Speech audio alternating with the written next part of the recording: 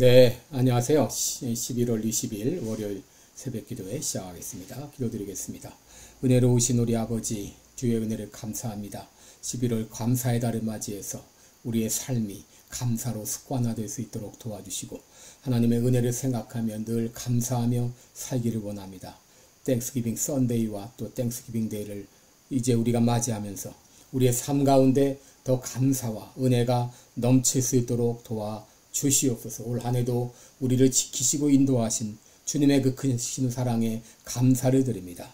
아버지 하나님의 은혜를 바라보며 모든 것이 하나님께로부터 왔음을 알고 감사하는 우리의 삶이 되게 하여 주옵소서. 오늘도 주님 앞에 의탁하옵고 예수님의 이름으로 기도드리옵나이다. 아멘. 네, 찬송가 310장 부르겠습니다. 하나님의 은혜로 있을 데 없는 자. 예전 찬송가는 410장입니다. 310장입니다. 하나님의 은혜로 있을 데 없는 자. 왜 구속하여 두는지 난 알 수 없도다. 내가 믿고 또 의지하는 내 모든 형편하시는 주님 늘 보호해 주실 것은 나는 확실히 아네. 왜 내게 굳센 믿음과 또 복음 주셔서 내 맘이 항상 편한지 난 알 수 없도다.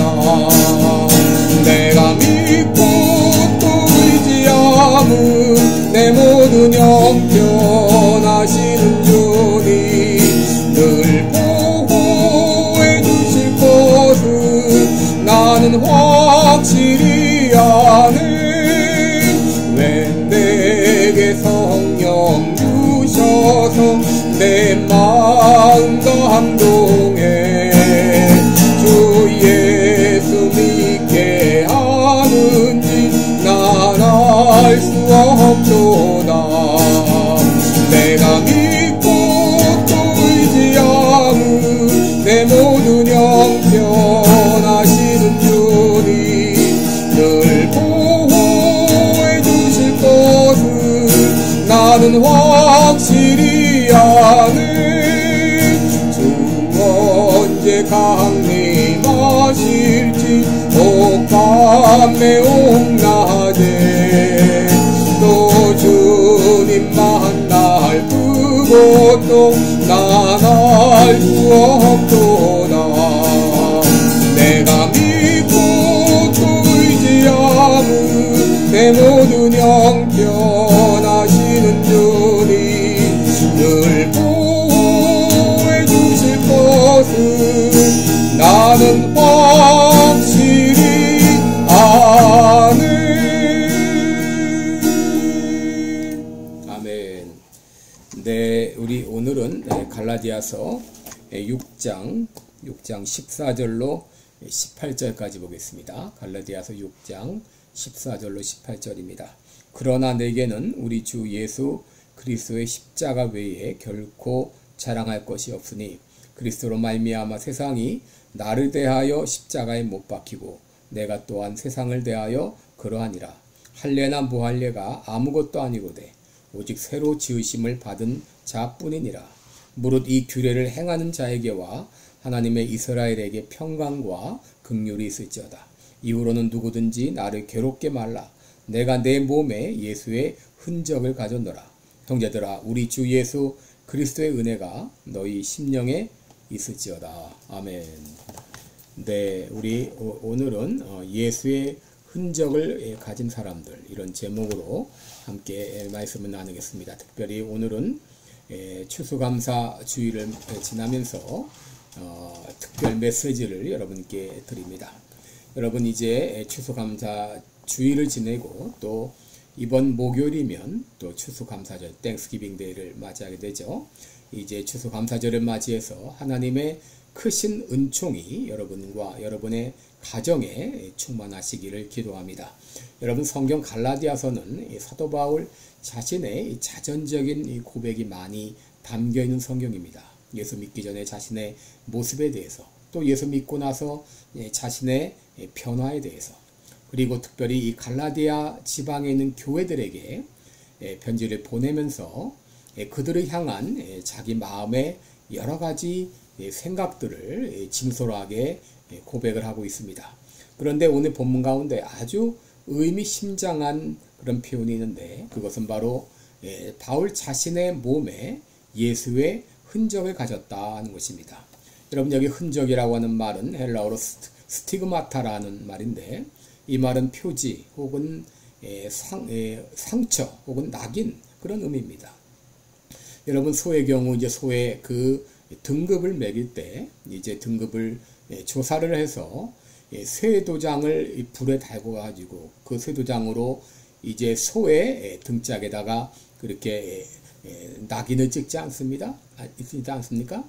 근데 바로 이 바울은 이 자신의 몸에 이와 같은 예수님의 흔적이 있다고 하는 것이죠. 그렇다면 이 바울이 말한 예수의 흔적이란 무엇을 말하는가? 여러분, 이 천주교나 그 신비주의자들은 이 하나님의 어떤 특별한 신비한 방법으로 하나님께서 바울의 몸에 어떤 성은, 거룩한 흔적을 씌웠다, 그렇게 생각을 합니다. 그러나 제가 취하는 입장은 그것이 아니고, 이 흔적은 바로 예수님을 위해서 복음을 전하다가 당한 그런 바로 박해의 흔적이다. 저는 그렇게 생각을 합니다. 여러분, 사도 바울이 복음을 전하다가 얼마나 많은 고난을 당했습니까?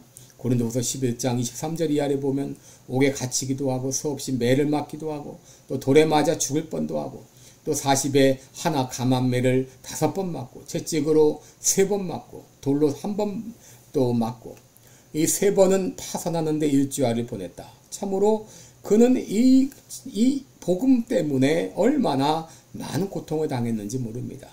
바로 이 복음 때문에 당한 이 고난의 상처가 예수의 흔적이 아닌가 하는 것이죠. 여러분, 조선에 왔던 초창기 선교사들은, 많은 선교사들이 이 자기 자녀들을 먼저 보내야 했습니다. 얼마나 이 고통스럽고 괴로운 일이었을까요? 그래서 지금도 마포에 있는 양화진 그 선교사 묘지에 가게 되면 거기에 40여 명의 이 어린아이들이 거기에 묻혀 있습니다. 우리가 잘 아는 선교사 데이빗 리빙스턴은 이 선교하는 가운데 사자에게 직접 물린 그런 상처가 왼쪽 어깨에 있었습니다. 그 사자에게 물린 일로 말미암아 평생 참 이 왼쪽 어깨와 팔을 제대로 쓰지 못했다고 합니다. 여러분, 이것이야말로 참된 예수의 흔적이 아닐까요? 그렇다면 여러분, 신실한 성도들에게 나타나야 될 예수의 흔적은 무엇일까요? 저는 그 흔적이 기쁨과 감사의 삶이라고 생각합니다. 어려운 환경 가운데서도 감사하고 살고 있다면, 또 기뻐하고 살고 있다면, 그 사람은 바로 참된 그리스도인의 표지를 가진 사람이고 예수의 흔적을 가진 사람이라고 말할 수 있을 것입니다. 여러분, 구약의 욥은 갑작스럽게 재산 다 잃어버리고 자녀들 다 잃어버리고 사업도 다 망하고 심지어 자신마저 악창으로 고통과 괴로움 가운데 있을 때에도 그는 고백하기를 주신 자도 여호와시요 취하신 자도 여호와시니 여호와의 이름이 찬송을 받으실지어다 라고 고백했습니다. 여러분, 다니엘 선지자는 다니엘이 이제 느부갓네살이 조서에 어인을 찍었습니다. 그 조서의 내용은 만약에 왕 외에 다른 그 무엇에게라도 절하거나 기도하게 되면 사자굴 속에 집어던짐을 당한다고 하는 그 조서였습니다. 바로 그 조서에 왕의 도장이 찍힌 것을 알고도 다니엘은 변함없이 예루살렘을 향하여 하루 3번씩 기도하고 더 나아가서 하나님께 감사했다고 했습니다. 바울과 실라는 복음을 전하다가 아무 죄 없이 억울하게 깊은 감옥에 수감이 되었는데, 그럼에도 원망하거나 불평하지 않고 오히려 하나님께 기도하고 찬송했다 그랬습니다. 여러분, 우리의 잘 아는 손영원 목사님은 아들 둘을 이 좌익 이 학생에 의해서 이 죽임을 당했지만 그 두 아들의 장례식에 10가지 감사의 기도를 드렸습니다.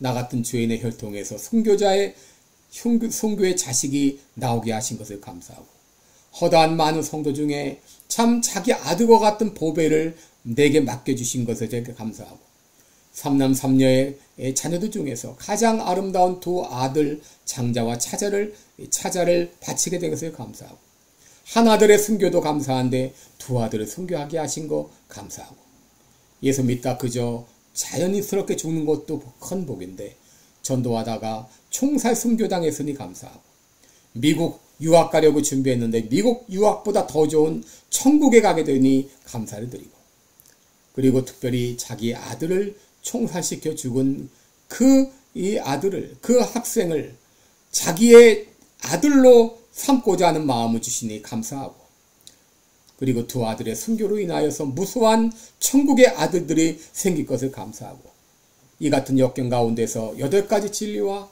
하나님 사랑을 찾는 기쁜 마음, 또 여유 있는 믿음을 주신 하나님께 감사하고, 그리고 이렇듯 과분한 축복을 누리게 된 것 감사하고, 이렇게 10가지 제목으로 하나님께 감사를 드렸습니다. 여러분, 사업이 망할 때, 질병으로 고통당할 때, 억울하게 누명 쓸 때, 어떻게 이런 희망이 보이지 않을 때도 우리가 하나님께 감사할 수 있을까요? 저는 여러분께 2가지 비결을 알려드립니다. 첫째는 나의 옛사람은 예수님과 함께 죽고 새 사람으로 거듭났음을 믿어야 할 것입니다.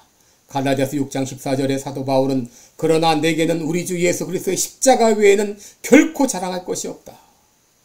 나는 십자가 외에 자랑할 것이 없다. 왜냐하면 그리스도로 말미암아 세상이 나를 대하여 십자가에 못 박히고 내가 또한 세상에 대하여 그러하니라 라고 말했습니다. 그는 십자가만 자랑한다 라고 말합니다. 왜냐하면 나의 모든 옛사람이 십자가와 함께 못 박히고, 그리고 나는 새로운 사람으로 거듭났음을 그는 알았기 때문입니다. 여러분, 옛사람의 특징은 불평과 원망의 사람입니다. 그런데 이 불평과 원망의 사람이 예수님의 십자가와 함께 나도 못 박혔습니다. 그리고 나는 새 사람으로, 기쁨과 감사하는 사람으로 새롭게 거듭났음을 우리가 알 때 우리는 어떤 상황에서도 감사할 수 있습니다. 둘째로, 우리가 믿는 하나님은 나를 위해서 언제든지 가장 좋은 것을 준비하고 계신다고 하는 걸 믿는 것입니다. 여러분, 내가 도저히 이해할 수 없는 어렵고 힘든 상황조차도 하나님께서 나의 유익을 위하여 허락하셨다고 하는 것을 믿는 것입니다. 인생이 순탄하게 풀리는 것도 막히는 것도 하나님의 주권 가운데 있음을 알고, 하나님이 나를 위해 가장 좋은 것을 예비하셨다는 것을 믿을 때 우리들은 감사할 수 있습니다. 여러분, 그리스도인들은 예수의 흔적을 가진 사람이어야 합니다. 그 흔적은 어떤 상황에서도 기뻐하며 감사하는 것입니다. 불평과 원망의 옛사람은 십자가에서 예수님과 함께 못 박혔습니다. 그리고 우리는 기쁨과 감사하는 새 사람으로 다시 태어났습니다. 그리고 우리 하나님은 어떤 환경과 상황일지라도 나를 위해 가장 좋은 것을 준비하고 계십니다. 이것을 믿고 감사함으로 내 삶에서 감사의 흔적이 나타나게 하소서. 그리고 내가 걸어가는 인생의 걸음이 기쁨과 감사의 흔적이 되게 하여 주옵소서. 오늘도 기도하시기 바랍니다. 기도하겠습니다. 은혜로우신 우리 아버지, 추수감사절을 맞이하면서 진정 우리 모두가 감사의 사람이 되게 하여 주옵소서. 아버지, 우리가 어떻게 감사할 수 있습니까? 나의 옛사람, 불평과 원망의 옛사람은 십자가에 못 박히고 나는 기쁨과 감사하는 새 사람으로 거듭났음을 알게 하시고, 내가 믿는 하나님은 나를 위해서 가장 좋은 것을 항상 준비하신다는 것을 알고, 어려운 환경 가운데도 감사함으로 내 삶 가운데 감사의 흔적이 나타나게 하여 주시옵소서. 감사드리며 예수님의 이름으로 기도드리옵나이다. 아멘. 네, 여러분, 오늘도 복된 하루 되시기를 축원합니다. 계속해서 감사의 삶이 넘치기를 기도합니다. 감사합니다.